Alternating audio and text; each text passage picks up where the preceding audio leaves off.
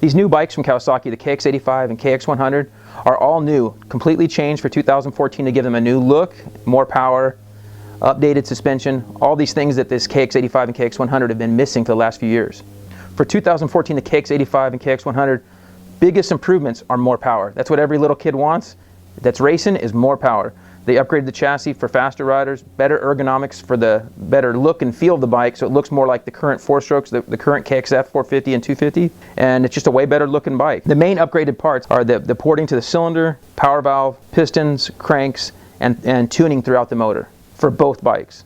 For 2014, the KX85 cylinder head's all new, has an enlarged squish area, and the overall chamber height is 0.95 millimeters shorter, which increases the compression, better squish shape to make better power. Those same head changes go for the KX100 as well. The KIPS exhaust valves are all new. This is more like the old 125s. Instead of being a single piece, now they're a 2-piece. The crankshaft is all new for 2014 in both bikes. They've added a crank stuffer for better bottom end and enhances the charge transfer and improved power. Both bikes boast of a new, larger radiator for better cooling. 52% more cooling capacity, which is massive for these little racer kids. Of course, Kawasaki had to address the carburetor with these new mods. They had to change the jetting specs and come up with good jetting specs that are right on as you get the bike. Kawasaki boasts of over 16.6% more peak horsepower in both these bikes compared to last year's previous model. The front forks have been updated to a more modern 2014 type setup, much more adjustability throughout the suspension. The rear shock, in addition to the forks, have both been updated to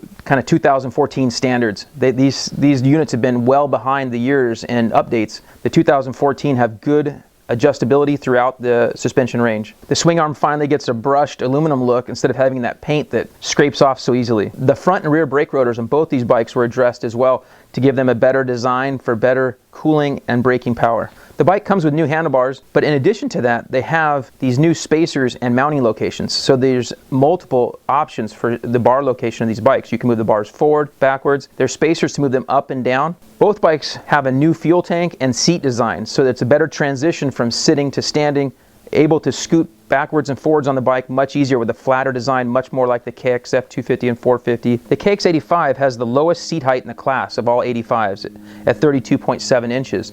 So this is good for the entry-level guy, and of course the KX100 has a 34.3 seat inch height, allowing for the bigger guys looking to race in that super mini class. To go with the new tank and seat, the bike has completely new plastic all around that makes it look just like a brand new 2014 should.